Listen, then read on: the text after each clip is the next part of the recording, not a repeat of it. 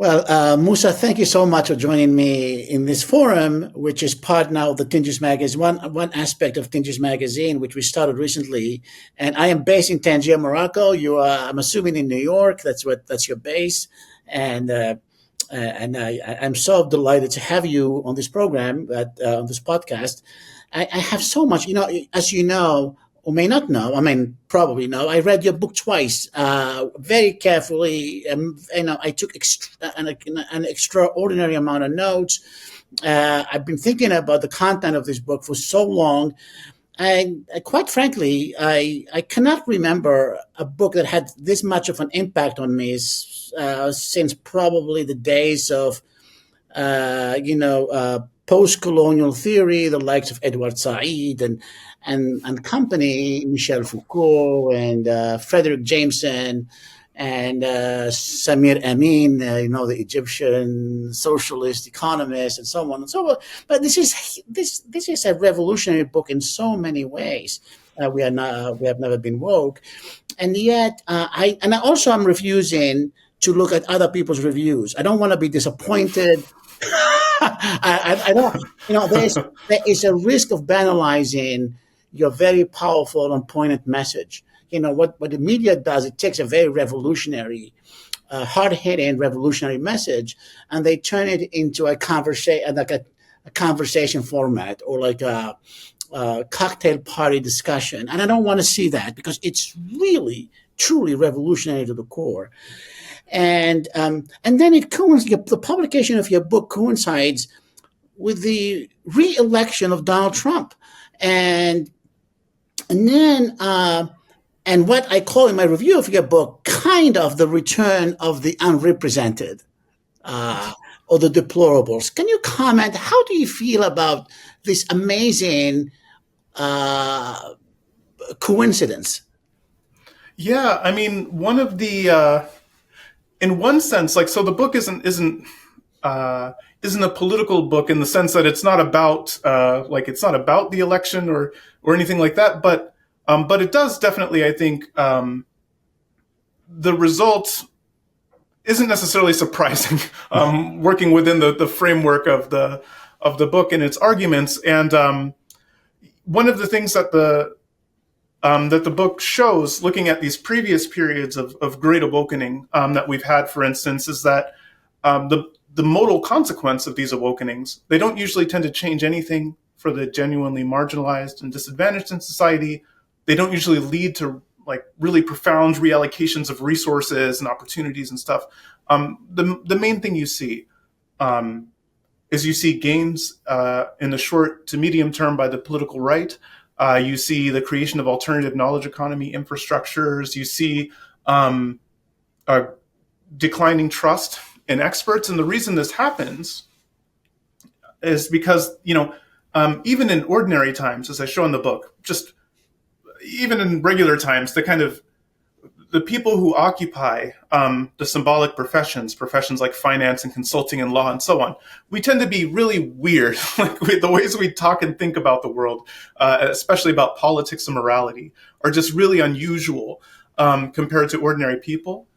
During these periods of awakening, the gap between us and other people gets a lot bigger because we shift a lot during these periods, even while the rest of the public kind of stays on the trajectory they were on before. And so the gap between us and everyone else grows a lot bigger, and people care about the gap more because of how we conduct ourselves. So we become a lot more confrontational and hostile towards people who disagree with us. We try to censor people and mock people and demean them and shame them and shut them down and punish them when they don't conform with our preferred moral and political views. And so people notice the gap between us and them more, and they care about the gap between us and them more. And this creates an opportunity for political entrepreneurs to basically campaign against us by saying things like, the knowledge professions, they've lost their way. Journalism has become a propaganda machine for the Democratic Party and Black Lives Matter. Or educational institutions have been focused on indoctrinating young people instead of teaching them useful knowledge and skills and things like this. And so, and part of the reason why these messages resonate is because there's a deep sense in which they're not false. Like it's actually the case during these periods that we become much more oriented towards pushing political and moral views at the expense of performing the core tasks that we're entrusted with. It is the case during these periods that we actually do grow more out of touch with other people and their values and perspectives and priorities, and we do become more disdainful and judgy towards people who diverge from us. And so this creates an opportunity for someone like Trump or for right wing figures more broadly to basically campaign on bringing people like us back under control. Oh, okay. Well, so would you say, you talk about, one of the problems, one of the issue, these kind of struggles, is it that it seems to me, based on some of the arguments in your book, it's an intra-elite dispute. The elites are fighting among themselves because of diminishing resources for those kinds of aspirations they have. But leaving that aside for a second, when I think of the MAGA movement, I think of, let's say, someone like Steve Bannon. Steve Bannon, who is very articulate, very well educated, very accomplished in so many ways, but he is raising the banner of the populist nationalist movement, and sometimes explicitly talks about his father, who was a member of the working class. He works in telecom, and he is fighting H-1B visas because he wants to protect American workers from this kind of new high tech or serfdom, if you will, as he described the high tech monopolies. Uh, so there is that kind of discourse, and plus he served some time in prison. So that kind of discourse has a tendency of sounding a little bit more authentic than the Yeah. discourse of wokes, the symbolic professionals or other symbolic capitalists. What do you think? Yeah, absolutely. I mean, one of the things I try to do in this book is I try to apply a symmetrical lens to studying people Yes. on the right and the left and anti-woke people and so on. And so one of the arguments I make is that the ways that people on the right, that conservatives and anti-woke people talk and think about the social world are not much different than progressives in the sense that both of them take symbols and rhetoric and stuff very seriously, to the point where they think a lot of kind of practical concerns of normie people should take a back seat. They view these kinds of world historical importance to these struggles over symbols and stuff. But for all that, it is the case that people on the right are often closer culturally. Like their cultural views are a little bit closer to those of normie people. So like normie voters, mainstream American voters, tend to strongly support things like social safety nets, kind of protectionist postures towards trade and immigration. They have a kind of populist lean in economic issues, but in terms of cultural issues, they often do tend to value things like tradition and country and community, and they tend to be religious and to value religion and things like this. And so the kind of distance between right leaning symbolic capitalists and kind of mainstream American voters on cultural issues is a lot smaller. It's bigger on economic issues, smaller on cultural issues. And so when cultural issues become salient, then that usually plays to the advantage of right leaning people. They come off as more connected, more authentic, more real. And one thing that's important to note is like part of what gives them this appeal again is like often when you see this blowback against people like us during the Great Awakening, we like to chalk it up to things like anti-intellectualism and other things like this. Like the reason why they have these problems with knowledge economy, with higher ed, for instance, is because they're a bunch of ignorant, anti-intellectual people who just hate sophisticated thinking and truth and knowledge and so on. But the story I tell in the book is that it's what actually seems to be driving a lot of this backlash is something else entirely. Something importantly different than that. Namely, when you look at the US or around the world, no matter what kind of institution you're talking about, when people start to feel like they don't have a voice or a stake in an institution, especially if it's an institution that's funded by the state, by their taxpayers, that's supposed to be, and even more so, if they feel like the people who run that institution actually are hostile towards them, towards their values, towards their way of life, towards people like them, that they hate people like them, then the kind of natural response when people get that kind of sense is to try to resist those institutions or dismantle them or defund them or marginalize them and so on. It would actually be crazy not to. If you thought that this institution was hostile towards people like you and your values and your way of life, to collaborate with it or to continue to allow it to support, to not actively resist it, would literally be suicidal. Like the natural and appropriate response is to try to resist these institutions. And so to the extent that during these periods of awakening, people come to perceive, not entirely wrongly, again, I can't stress this enough, that they come to perceive that our institutions are hostile towards people like them, then the response that they're giving is actually just a natural, rational response. You don't have to appeal at all to anti-intellectualism or any of these other kinds of deficits or pathologies. They're just reacting in a natural and appropriate way to institutions that seem alien and hostile towards them. And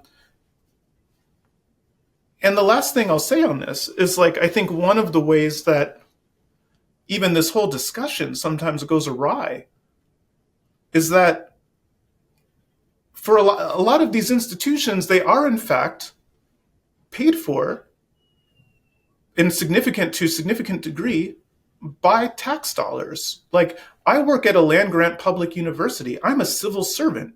And so as a result, it's actually incumbent on me as a civil servant to actually care, to give a care about what the constituents I'm serving, what are their priorities, what are their concerns, what are their needs. Like, if I don't care about those things, if I'm disdainful towards the people that I'm supposed to be serving and their values and their priorities and their concerns, then it's actually not wild for people to go, okay, well, then why am I paying you to be a civil servant if you don't care about me? Like, that's not an unreasonable response. I think one of the ways this conversation goes awry in higher ed and other places like that is we focus a lot on things like our rights and our freedoms and our privileges, academic freedom, freedom of speech, but the thing is, like, the social contract that was explicit in the creation of a lot of these things. Like, if you look at the foundational documents from the American Association of University Professors, the AAUP, they say explicitly that freedoms come with responsibilities, and rights come with duties, and privileges come with obligations. And so if you're not fulfilling your responsibilities, if you're not living up to your duties, if you're not conducting yourself in a responsible way, then people are going to come for your freedoms and your privileges and your rights. And that's a natural and expected result.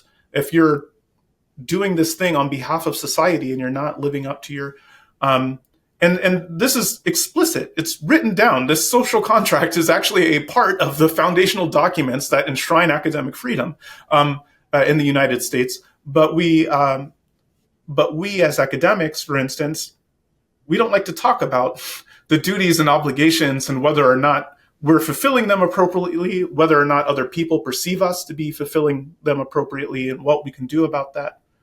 We just focus on our rights and our freedoms and our privileges and how we're not getting what we, quote, deserve.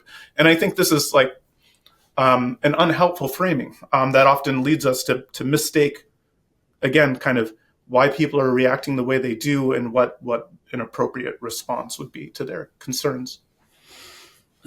Well, talking about education, as you say in your book, I like the fact you mentioned you say we are producing conscientious conformists, and so the educational system is designed to people who are designed to produce such people, and their ultimate goal in their profession, a symbolic profession, especially let's say in academia and other places, is to exceed expectations. And so in other words, is to outdo everybody else in conforming in that in that conformity to the system. And then Yeah. you get and so wokeism, and you talk about Baudrillard and Bourdieu in your book. Uh, could we call the wokeism a kind of simulacrum of social, genuine, progressive ideals that were embedded, let's say, in socialism? Yeah, yeah. In the sense that, yeah, it's focused purely on these kind of on these dimensions of socialism that are about transferring things like attention and feelings and this kind of stuff instead of resources and behaviors and patterns of life. Yeah. It is. It's kind of a simulacrum of socialism. That's a fun way of putting it. Uh, yeah, absolutely. And this is one of the things that frustrates. Again, a lot of it's it's not the case. Like if you look at polls and surveys, most say, just sticking with the United States, most Americans, including working class people, aren't opposed to the left and understood in economic terms. They actually agree, again, with robust state investments in infrastructure. They agree with robust social safety nets. They agree with all sorts of these kind of ways that you might leverage state power and redistribute income and opportunities in order to help the least among us and make sure everyone has a decent standard of living and so on. The problem they have is that when they vote for or support institutions and people, candidates, and other stakeholders associated with the left, hoping to get those things, well, what they get is the simulacra stuff. They get, oh, okay, you wanted resources? Well, what we'll give you is, we'll celebrate your we'll celebrate your differences. And it's like, well, okay, that doesn't really, I can't eat my differences or your celebration of them. And yeah, and so I think yeah, this is one of the way, like people often say things like, oh, there's huge swaths of the public that hate the left and they don't like the left, and the problem actually isn't the left. What they actually don't like is the kind of symbolic politics that knowledge economy professionals often engage in. That's what they hate. They don't actually like most of what people describe as problems with the left are just weird stuff that symbolic capitalists, like idiosyncratic ways of approaching politics that are unique to symbolic capitalists. And because most of us are typically associate ourselves with the left, this is the source of the confusion. Is because most of us think of ourselves as being on the left, even if, again, a lot of us are not the kind of people who are going to be making significant changes or sacrifices in order to achieve our goals. Even though a lot of us just focus on the symbols. But we think of ourselves as being on the left. We describe ourselves as being on the left. We describe the symbolic politics that we do as being left-oriented. I've been struggling with the MAGA movement and the rise of Trump. I've been using my Marxist lenses. I'm trying to understand. As I wrote in my review of, I think in RFK Jr.'s books and so on. It's very hard to find a Marxist analysis of the rise of what Steve Bannon calls the populist nationalist movement, not just in the United States but in Europe. And but what's funny is, like, even Donald Trump describes his revolution as a common sense revolution, which is how Thomas Paine described the revolutionary movement. That was the basis of America's revolution. And in other words, and then if you look, you talked about government and people not civil servants not doing their job vis-a-vis citizens. I mean, the Department of Government Efficiency recently, and then of course there's a congressional commission headed by Representative Marjorie Taylor Greene. I highly recommend that you watch her opening statement. It's it's a combination of Lenin and something that exceeds even a Bernie Sanders' rhetoric. I mean, it's a declaration of war on behalf of the working class, of working class Americans who have been completely abandoned by the economic system, and in the case of the amount of ways they found within the government, they have been defrauded of their rights. And so this kind of discourse speaks directly to the working class. I mean, and the working class in the United States, I think people feel the authenticity of this discourse in ways that old-fashioned politicians and most members of the professional class or of the symbolic professions have never been able to manage. Yeah. Well, and I think part of the reason it resonates too is like, especially campaigns against people like us, is that often when people, I mean, I think there's two things that are important. One of them is that when people feel resentment, they often don't necessarily feel resentment at someone like way above them. They really feel resentment towards someone who's just like a notch above them, like who's kind of close to them on the social ladder, someone who they could feel like I could be that person, or I should be better off than that person. And in the case of workers, people who do work where they're providing physical goods and services to people, that resentment is actually easy in the sense that, so for instance, if aliens came down to Earth, I often say, and they unleashed an electromagnetic pulse that eliminated the bottom 90% of academic research, no one would know the difference. Like our day-to-day lives would continue largely. Now, if aliens came down to Earth and abducted 90% of all mechanics, we would know that immediately. We wouldn't be able to function. Yes. And so a lot of times, if you're someone who does a job that's actually necessary and important, that's like necessary and important in a very practical, direct, immediate kind of way.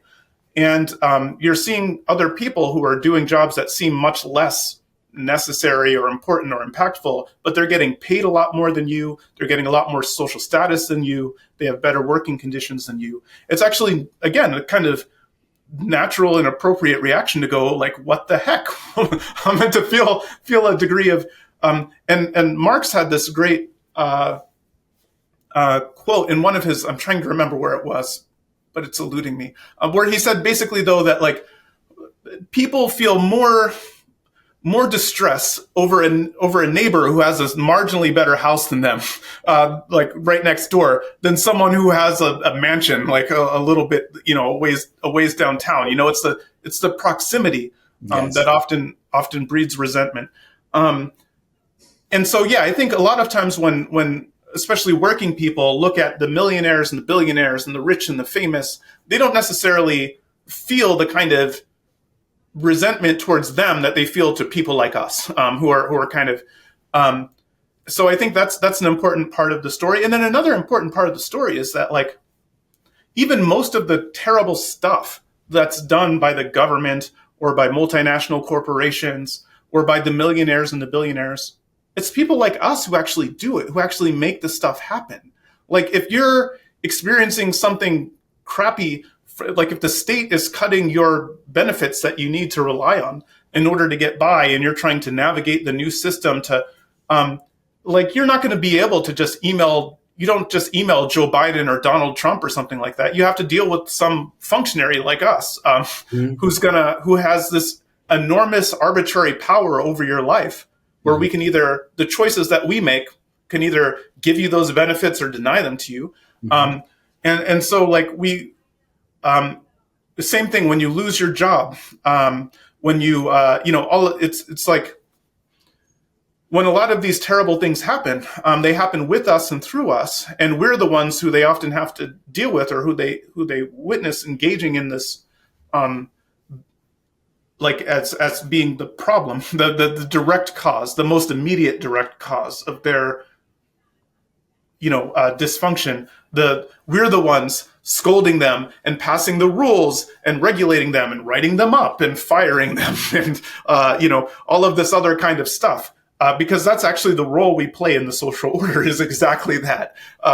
And so and so for a lot of workers, this is another reason why it's really easy for them to feel this kind of resentment against people like us, that allows people like Donald Trump or Steve Bannon or Marjorie to kind of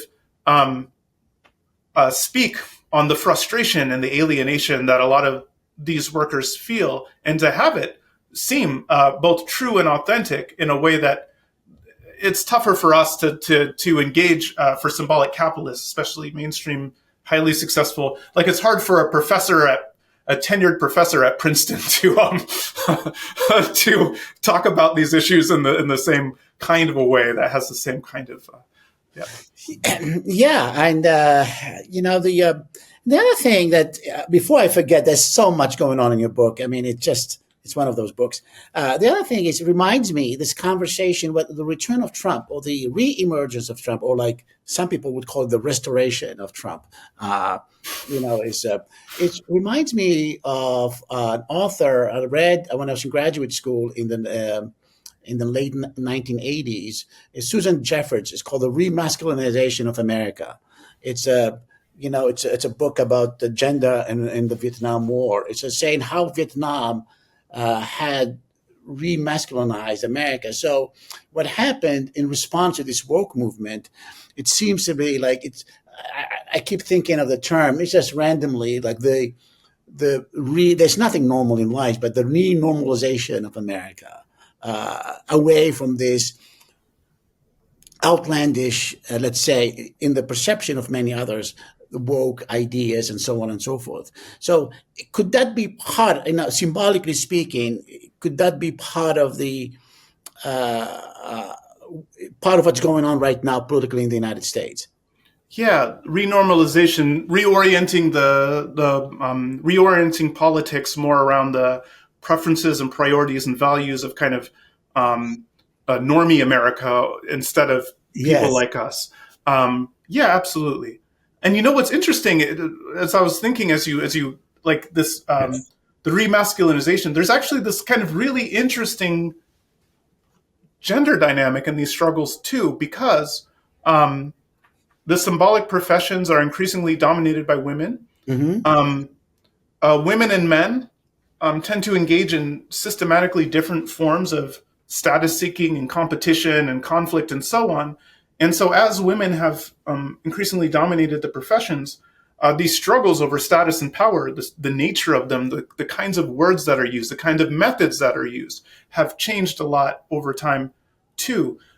So, for instance, compared to men, women on average are less likely to directly confront someone they have a problem with. Instead, what they like to do is appeal to third parties to adjudicate the problem, or get a bunch of other women to go at this person together instead of just directly confronting them. And so you can see some of these dynamics that hold in feminized spaces, where you have a bunch of people kind of indirectly smearing people's reputation, collectively trying to shame and humiliate and embarrass them. That is a feminized form of struggle and conflict.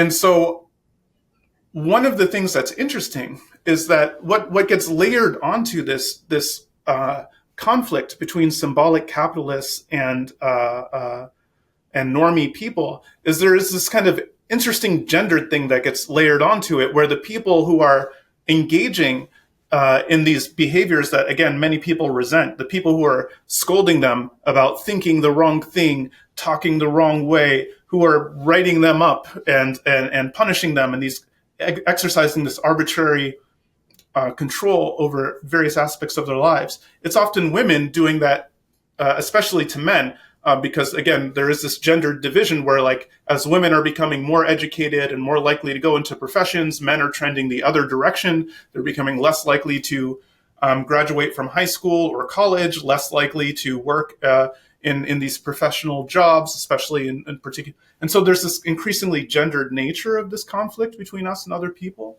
that also you can see echoes of it, even in looking at the political, at the kind of Democrat Republican kind of political. You do start to see this gender polarization in the electorate that starts after the mid 90s. Around the time you start seeing this feminization of the professions, you also start seeing this, and this divide opens up even faster starting after the 90s. And you also start seeing this gendered polarization of the electorate around the same time. There is this kind of really interesting gender dynamic that's layered on top of this. Yeah, you talked about when talking about one of the moving moments in your book is when you arrive in New York City and go to Columbia, and you witness the reaction to the election of Donald Trump in 2016, and everybody was so traumatized, and the drama was absolutely stunning. And meanwhile, the working classes, the janitors and the cleaning staff, the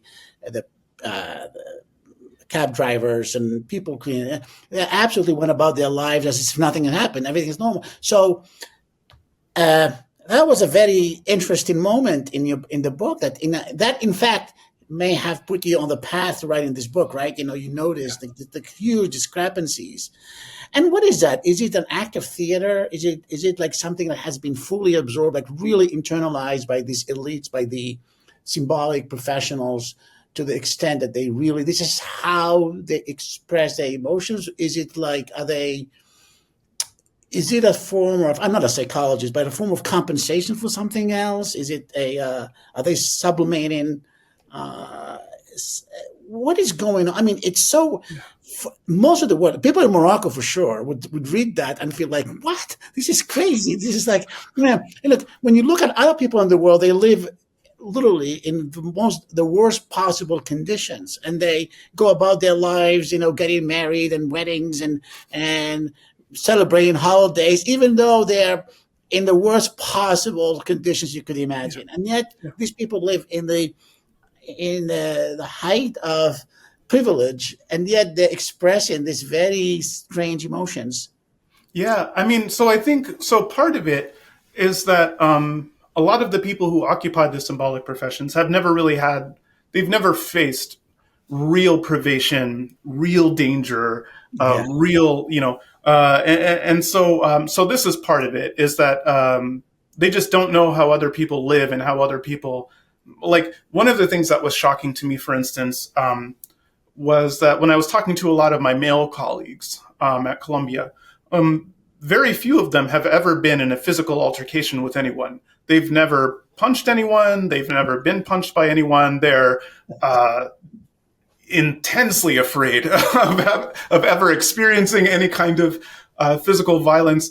And this is wild, both because I experienced physical violence like my whole childhood, from my parents disciplining me in a very physical way, which is much more common among these non-symbolic capitalist households. Yes. You step out of line, you get a smack, right?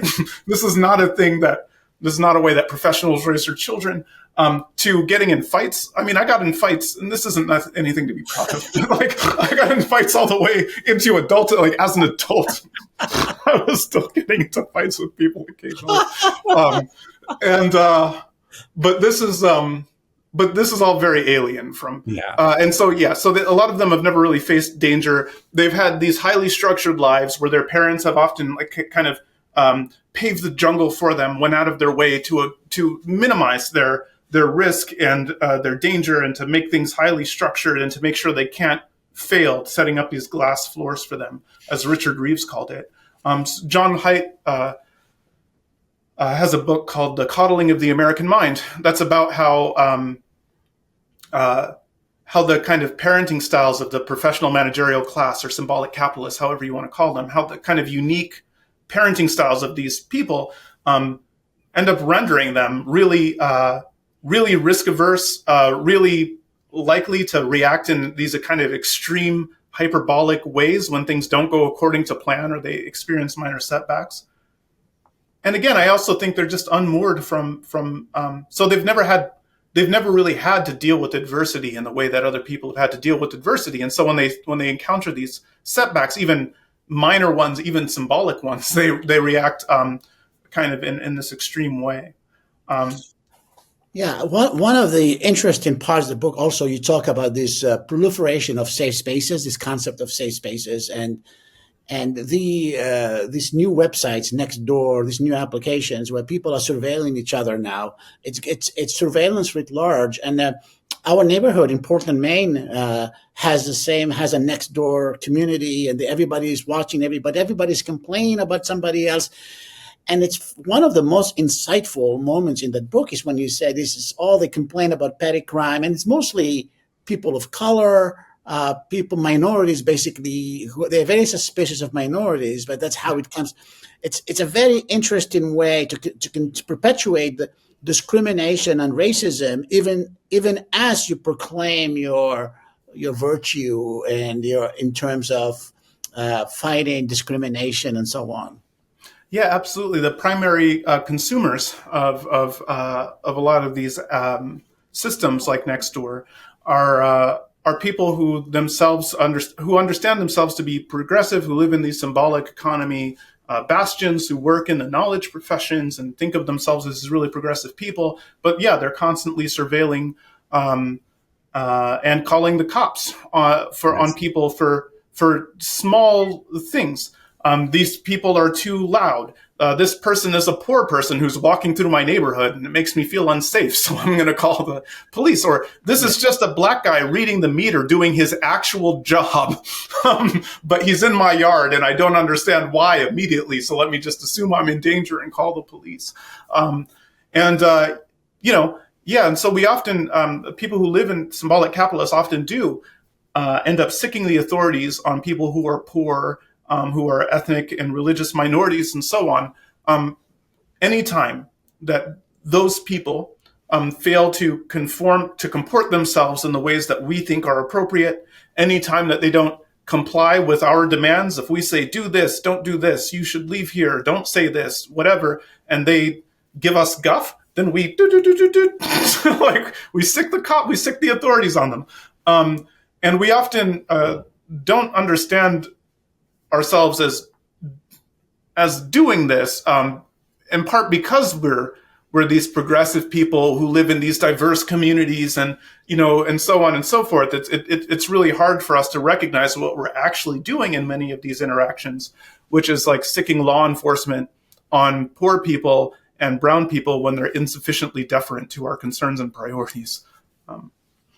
Yeah, I remember during after 9/11, the MLA organized a huge session for the analysis of the Patriot Act as a text, and and I can't remember the name of the author, The Body in Pain. It's a Oh, it's wonderful. yeah, the And body keeps score. I'm trying to remember. Yeah, I don't Body in remember that. Pain,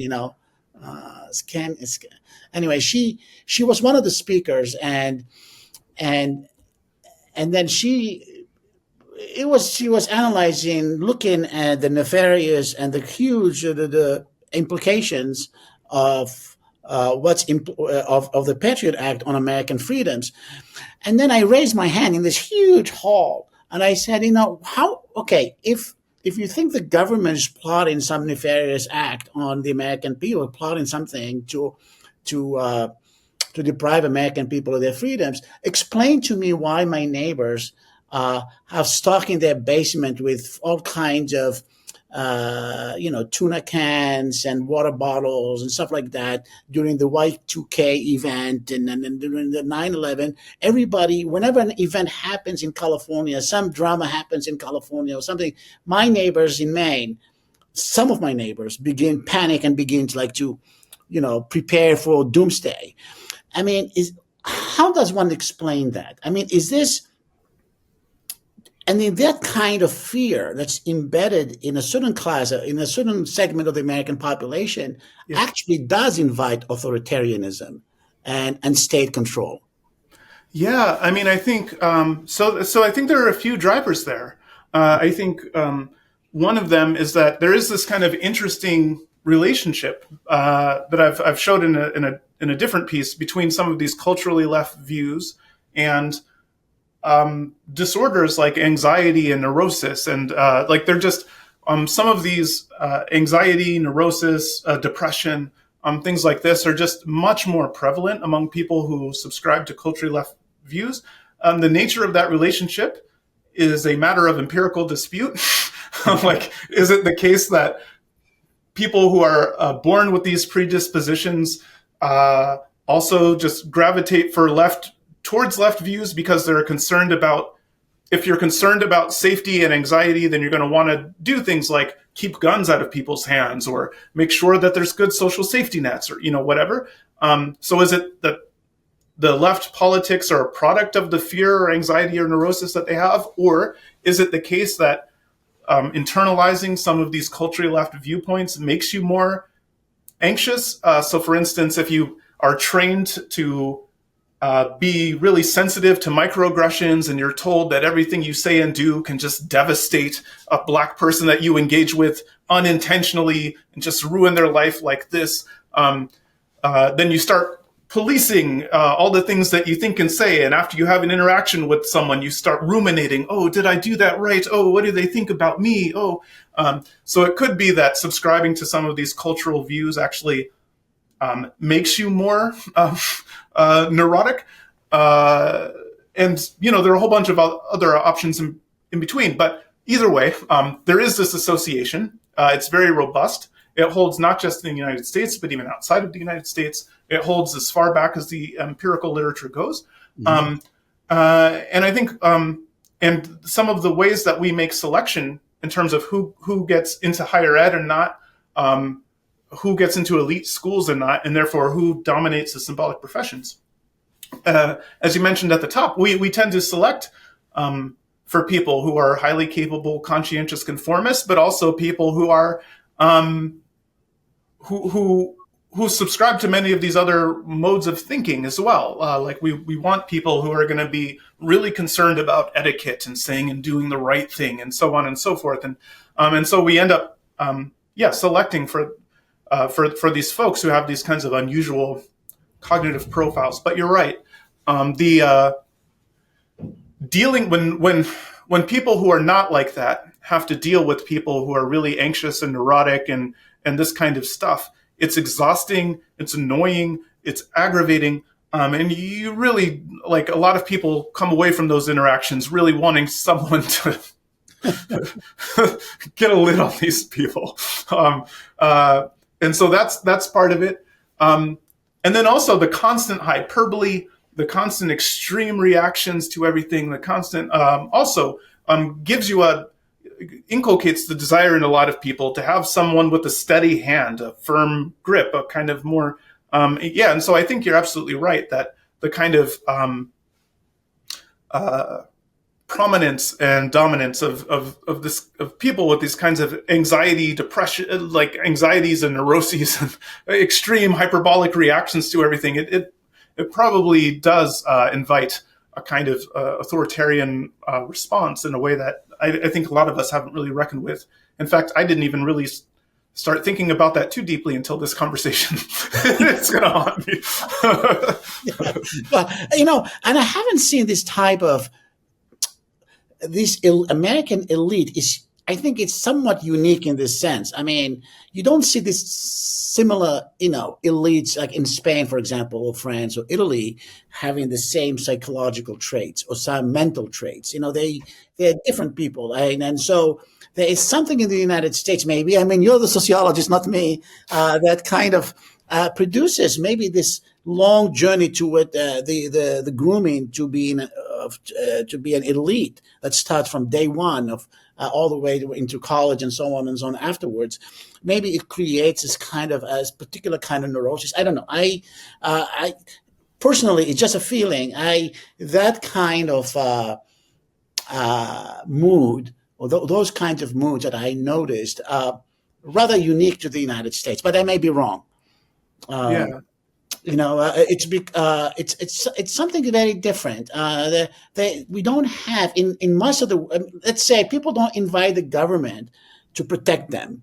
Uh, Usually, but these kinds of behaviors invite the government. They create more laws and regulations. And I often jokingly used to say, if somebody drowns in the ocean in Maine, the next day somebody would come up with a law to do something. Nobody would say, what can you do? People go to the ocean and they swim and they might die. Some of them will There's die. always this. You got to find a reason why that person. There was not enough protection. There was not a lifeguard. Whatever. Something happened. So we should protect. We should prevent from happening in the future. There is this emphasis, overemphasis on safety and security Yeah. that probably lead to this. And but and another thing that is really, I was moved. I mean, this notion of wokeness that we associate today with the pampered elites of the professional professions, so maybe the symbolic capitalists. And then, is that synonymous with the run of the mill description of liberals as described by, let's say, by MLK or Malcolm X and so on and so forth? Or is it a different breed of people? No, I mean, I think there's more continuity than difference. Okay. I think the level of like I think the kind of broad set of values and dispositions is basically the same. I think and so is the lack of propensity to engage in substantive action. I mean, this is one of the things that, as you noted, MLK and Malcolm X and those folks just really criticize liberals about intensely and consistently. I think there is a difference in militant. There are some subtle differences in militancy. So I talk about in the book that people who occupy really advantaged places in the institutional structure and people who occupy really marginal spaces in the institutional structure, they tend to be both the most militant and being the most woke and the most anti-woke. Whereas a lot of the people who are more in the middle tend to be kind of more moderate, and they conform with whatever they think is the advantageous thing, but they're not usually out there, like they're not the most aggressive people trying to push symbolic innovations on other people and aggressively police other people who step out of line. They're more passive participants instead of like militantly aggressive participants. But they still do, but they share the basic ways of thinking and talking about the world and engaging in politics and stuff like that at the broad level. Yeah, I'm thinking of, as you know, we talked earlier about the wokeism being synonymous, comparable to a simulacrum of a real progressive socialist action. But even within the United States, if you take somebody who's woke today and produces an aura of progressivism and that they care about minorities and social justice, well, we know in reality and in practice, they perpetuate and they aggravate social injustice. Yeah. If you take that person and compare them to let's say a Christian abolitionist in the 19th century, or even in the 20th century, people who walked with Martin Luther King Jr. in some cases, they seem to me like almost they're not the same people. Yeah. They, one person is, you could feel it that the Christian abolitionist is committed by principle, by faith, by something bigger than virtue signaling. Yeah. I mean, well, and I think religion is a big, as Nassim Nicholas Taleb argued in his book Skin in the Game, Mhm. like an important aspect of religious belief for a long time has been that you show your faith by making costly, engaging in costly actions. Um, you take actual risks. You modify your body in permanent ways. You give you put yourself on the line for other people. I mean, in Christianity, for instance, the kind of central figure of Christianity is someone who literally died who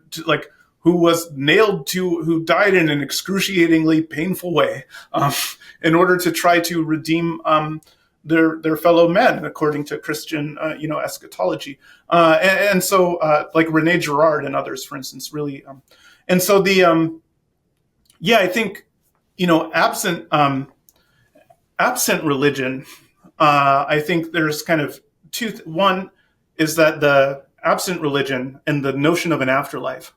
Then if you do something that puts yourself at risk or that creates poverty for yourself or that interferes with your ability to enjoy, the kind of creature comforts of life, then it seems, then it hits in a different existential way. If this is all we have, is this life on Earth right now, and the material world is all there is, then making these kinds of sacrifices, material sacrifices, or putting yourself at risk seems like a much bigger deal. And it also creates a kind of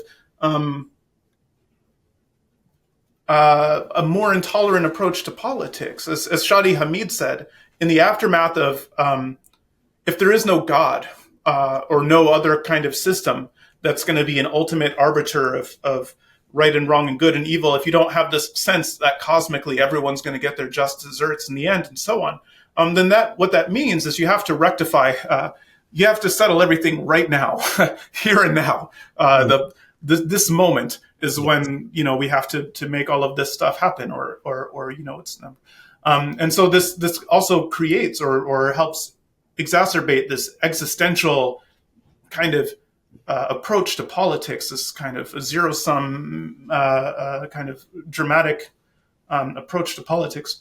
And so I think, this is a big part of it. If you look at the people who are most likely to subscribe to, quote, woke views, it tends to be, as I show in the book, it tends to be post Protestant white Anglo-Saxons. So people who are from a WASP background, a white Anglo-Saxon Protestant background, but who are themselves typically not religious, who are not religious adherents today. And there's some work by political scientists in a book called Secular Surge that also stresses this point. If you look at who are the most politically intolerant people who are really opposed to compromise who hold the most extreme kinds of political views, who participate in politics at the highest rate, actually, it's people who are not religious and left-leaning. And so I think there's actually this kind of important relationship between the way that some folks approach, the way that woke people approach politics, and the kind of interesting religious lineage of the social justice beliefs they espouse, and the kind of lack of current of actual religious, divorced from actual religious faith, divorced from an actual connection with anything transcendent or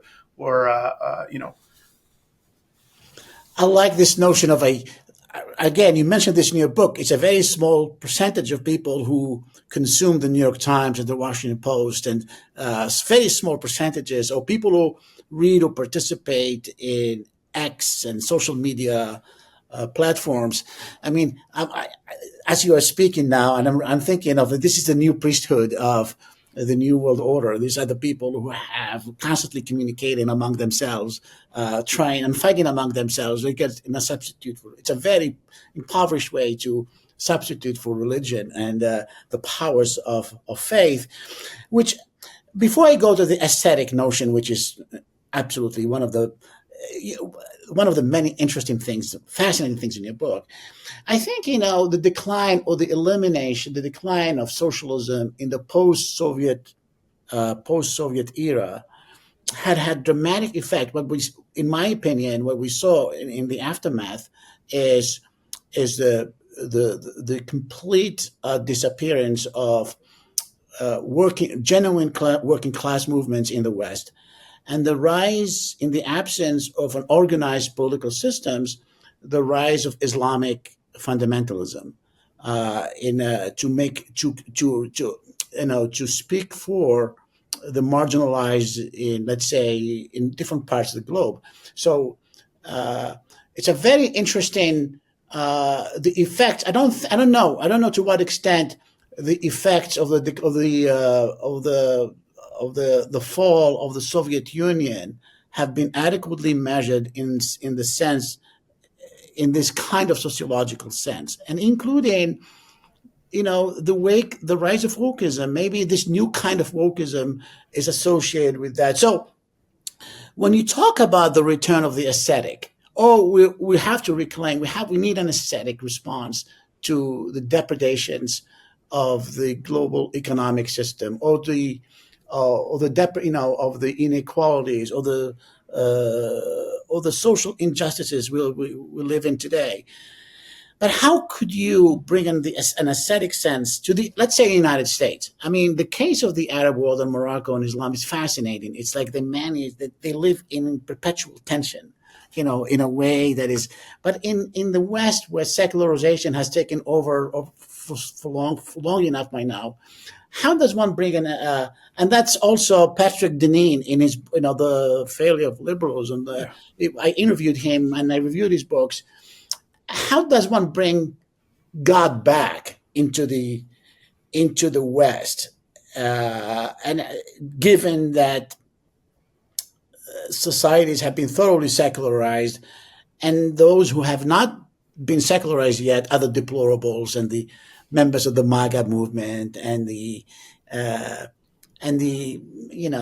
those despised masses that you talked about in the book. Yeah. I think it's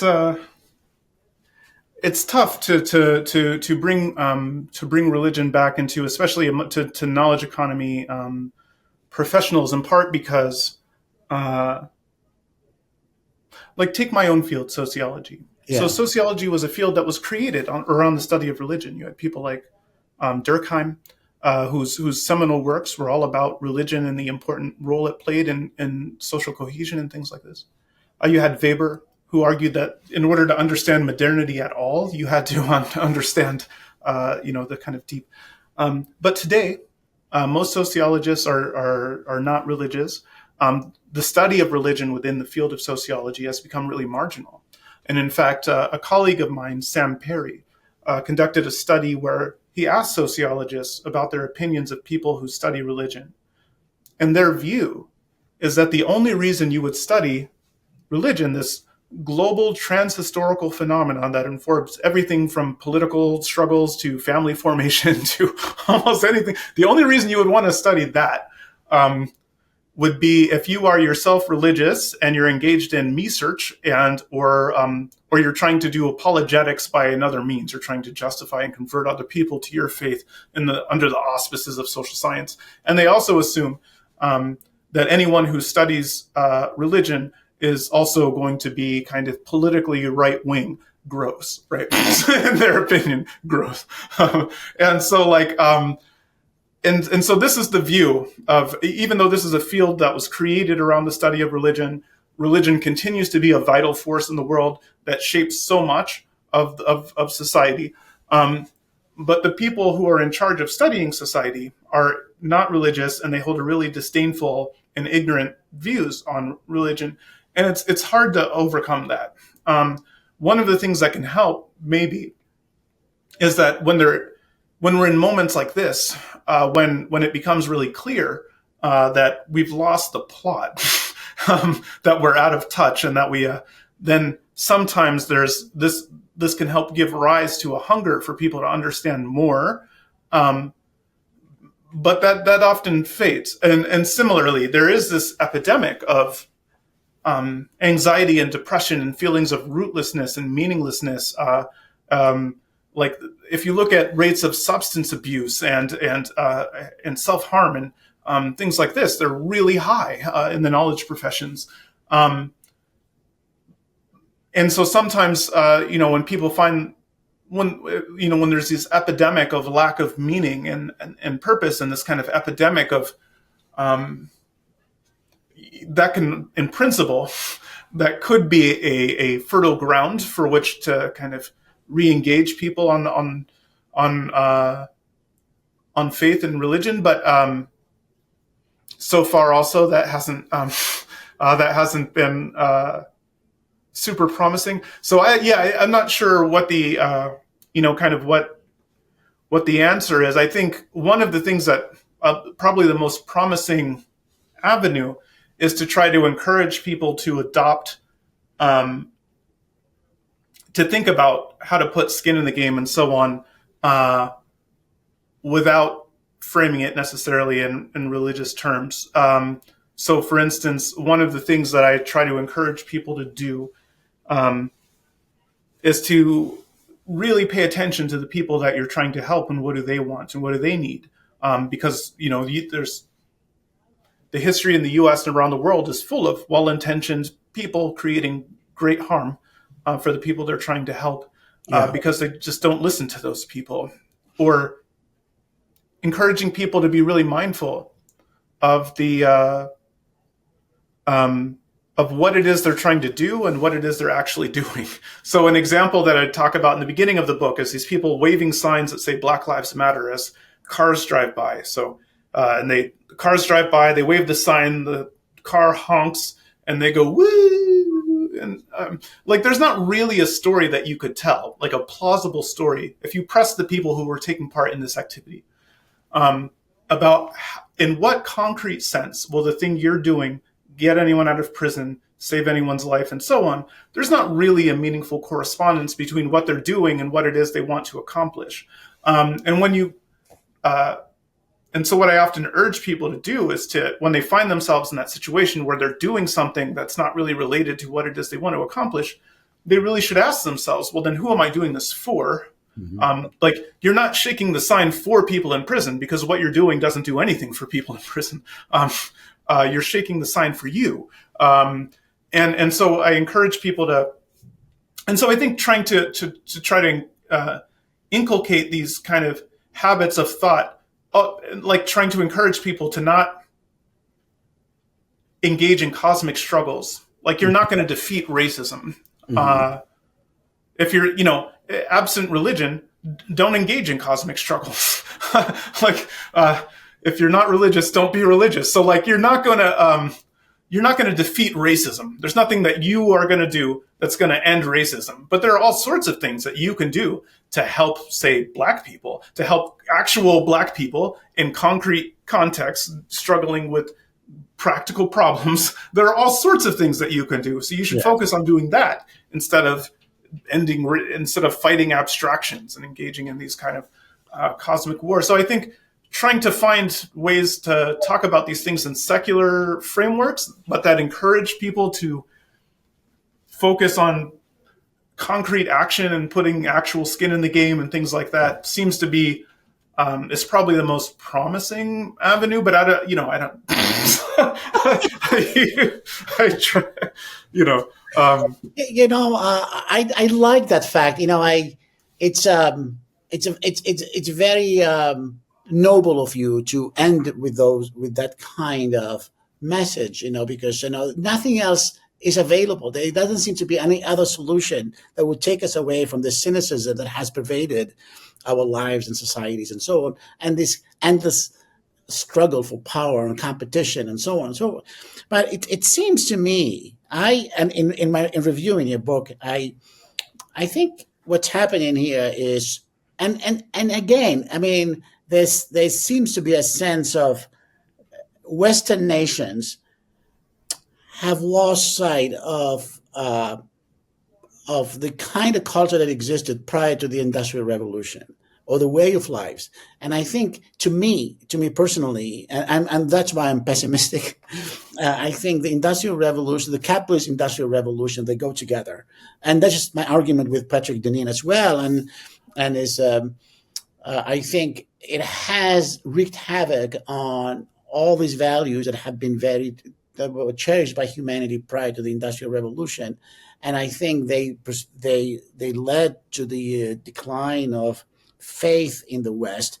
And as we can now, we are moving to artificial intelligence, and we are kind of celebrating these new technologies as if they were a godsend to us. And if you do not celebrate them, there's another conversation. If you express any skepticism toward these technologies, you are Luddite, you are deplorable, you are one of them, one of the others. So there is no way to safeguard our humanity, our the you know our the essence of our humanity, while we at the same time we are embracing technologies that are extremely corrosive to faith. Yeah, and I mean, this is to his credit. This is something that I think Marx recognized well. That a lot of other folks, including conservatives and so on, um, haven't. You know, he talked about how capitalism and free markets and industry and so on was antithetical, was hostile towards things like rootedness and community and tradition. And you know, he talks about how all that solid gets melted into air. All of this whole network of non-instrumental relationships, everything gets commodified and instrumentalized, and impoverished in the process. Now, he thought that this was inevitable and in some ways sad, but in other ways good. And he thought that on the other side of this whole process, we would culminate in some kind of reorganization of society that's kind of more healthy. But you know, a lot of people who are conservatives, there's this deep tension where conservatives in the U.S. tend to be really strongly pro-market and pro-capitalism, but also pro-tradition and rootedness and religion. But these two things are in fundamental tension with each other. They're kind of antithetical to each other. Yeah. And you had some people on kind of right valency people, like Hayek, who could acknowledge that at various points. Like Hayek has this book called The Mirage of Social Justice, where he talks about how like markets actually don't do a lot of things that people on the right think they would. Like they don't make sure that the most deserving are the ones who succeed. They don't make sure that the most hardworking and ingenious people actually get the reward. There's a lot of what markets are good for, he argues, is solving coordination problems and information problems, but they don't have anything to do with a lot of the kind of moral stuff that people hope. And people on the right often attribute to markets, assume that under capitalism, the hardest working, the most virtuous, the most able and so on are the people who end up flourishing and being successful. Hayek said that's nonsense. Marx also said that's nonsense. They're like on opposite sides of what to do about the fact that that's nonsense, but it is a shared. But yeah, so there's this tension within the right, where a lot of people on the right simultaneously embrace tradition and rootedness and all of this other stuff, but also are really strong proponents of capitalism. And in fact, you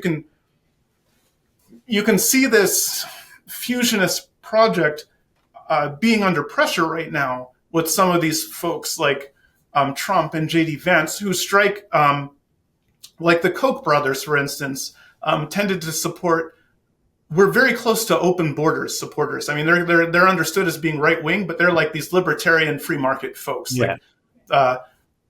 And in terms of free trade, so Trump passing all of these tariffs and having a restrictionist view on immigration and trade and so on, is more in line. Like there is a sense, and you even had Bernie Sanders, for instance, said something like, he got a lot of flack for this in 2016. He said, it's actually difficult. It's actually kind of difficult to have the kind of society that a lot of leftists want while you have things like open borders. He said, if you look at a lot of these societies, like the Nordic countries that a lot of people on the left say they want to emulate, well, they actually have pretty strict the restrictions on who can be a citizen, who can come into the country. They control their borders pretty well, and they are able to do that because they're like in the middle of the flipping ocean. So it's like, but yeah. So there is this kind of interesting tension between rootedness and community and tradition and social ties and all of this kind of stuff that a lot of us think of as helping comprise our humanity as some of the most important things that provide us meaning, purpose, identity, and stuff like this in our lives. A lot of that stuff is fundamentally threatened by untrammeled markets, completely open exchange, free market capitalism, the endless pursuit of technology without any concern for its own sake, innovation for its own sake, without considering whether or not it's actually good to do this innovation. Yeah. So that's why our political vocabulary has been completely has become utterly irrelevant in the last 20 years. So I think right and left to me don't mean much of anything. So for example, as you mentioned in your book, almost everyone, every sector of society, like Wall Street, Hollywood, academia, government employees, everybody voted Democrat. And these are the people who champion globalization and free trade and all on and so on. And the people who are now against globalization, well, the kind of globalization that existed before, untrammeled globalization, and for protecting borders and for rebuilding America's industrial industry, are the people who used to be described as members of the right. Yeah. And these are the people who are like working to bolster the interests of the working classes. So I think there's been an incredible ideological switch, but we are trapped in a very old, meaningless vocabulary because language takes a long time to adapt to what's the reality on the ground, so to speak. Yeah, and a lot of the people who support globalization, this kind of, and a lot of these other kinds of things, the symbolic capitalists who support all, again, we think of ourselves as being left, in part because of our support for, in part because of the kind of culturally libertarian positions that we hold. We equate that with being left. And again, that's not that's in some ways a strange association with leftism. And the last thing I'll say about this actually is like one way in which mainstream symbolic capitalists often think about themselves as being left is because they support redistribution. But there's this interesting difference as Jacobin. There's this great Jacobin study about this, and also a National Bureau of Economic Research study about this, about pre-distribution versus redistribution. So pre-distribution is when you just give people high pay, like you make sure their wages and benefits are high at the outset, and you provide job guarantees and things like this so that you don't have to redistribute. You make sure that people are good in terms of the pay they actually receive from their work, so you don't have to reallocate money downwards. Okay, so symbolic capitalists actually, so most workers prefer pre-distribution over redistribution. They would rather have job guarantees, high pay working benefits and stuff on the outset. Symbolic capitalists tend to strongly prefer redistribution. And the reason for that is it's the best of all worlds in a way. What it allows us to do is we get to consume all of these services and stuff from other people at cheap rates because we're not paying the workers as much as we could and giving them the kind of, but then we don't have to feel too bad about it because we're taking money then not from ourselves, but from the super rich, ideally, and using it to kind of subsidize the poor after we're done exploiting them. So that at least they don't starve to death. And so this kind of posture that we often strike towards redistribution is actually the best of all worlds. It allows us to exploit the working class without feeling too bad about it, because then we take from the rich to make sure those people don't starve to death.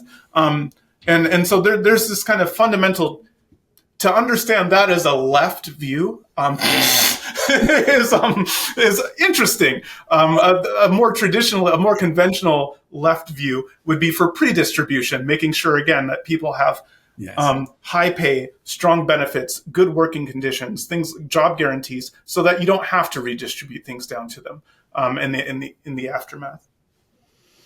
That's right. My goodness, Musa, we can keep going.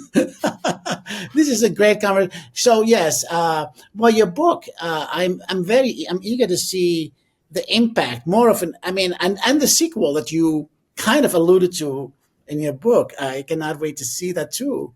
Uh, Yeah, in fact, I piloted the sequel when I visited you at UNE when I did a talk on the book. It was kind of a yes. little bit of both this book and the next one, because when I was originally writing the book, I was Yeah. writing both kind of at the same time.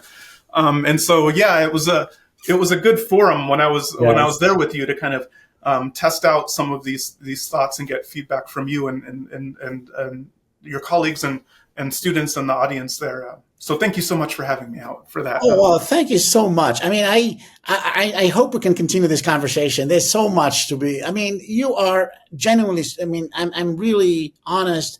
This book, this is one of the most impactful books that I've read in a long time in terms of analyzing and explaining social injustice.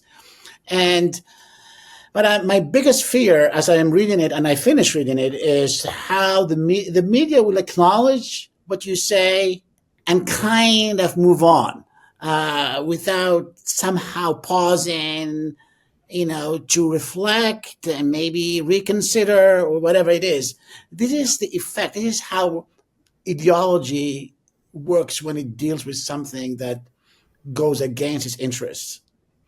Yeah, and I can see that in some of my, even from interpersonal interactions when I'm talking Yes. to, when I do book talks at places and stuff, people will come like really close in dialogue to kind of getting the point that in order to actually live in accordance with their values, they would actually have to make probably some significant changes to their lifestyle and things like this. Like they'll say things like, "Oh, well, I recognize actually that I do have this disposable labor that I rely on, and I keep shafting these workers, and I could pay them more. The people who are cleaning my house or watching my kids or whatever, I actually could pay them more. But the thing is things are already tight right now. I'm basically living paycheck to paycheck, and it's like, well, the reason you're living paycheck to paycheck is because you're have this particular standard of living that you're aspiring to. Yeah. These choices about how you live and how you allocate your resources, like they're fundamentally about what's important to you. If what's important to you is making sure you're um, wearing the kind of clothes that signal your class position, and that you're eating the kind of elite bougie foods that everyone else is eating, and that you're living in the right neighborhood, and you're sending your kids to the right school, and you're sending all of these social, if that's what's important to you, to the point where you're maxed out and you can't afford to pay people um, a decent wage for the work that they're providing to you, well, that's a choice that you're making. But that's a series of choices. It's not actually the case that this is just outside of your control. And so people come kind of close when you talk to them about that to realizing that, oh, if I could actually change my life. Like me saying I'm broke is actually a function of the choices that I'm making that put me like right at the edge of my means in order to kind of keep up with the Joneses or whatever. They'll come close to that, and then they'll say, "Oh yeah, okay. So I guess what I really need to do is just kind of think more and kind of be more reflective and be more aware of my privilege." And it's like, well, no, that's not what I'm saying. I'm not saying you need to be more aware of your privilege.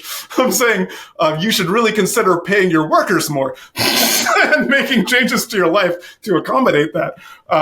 But yeah. So it's really hard to like have it kind of, you know. Musa, thank you so much. Thank you so much for talking to me. My pleasure. My pleasure. More soon.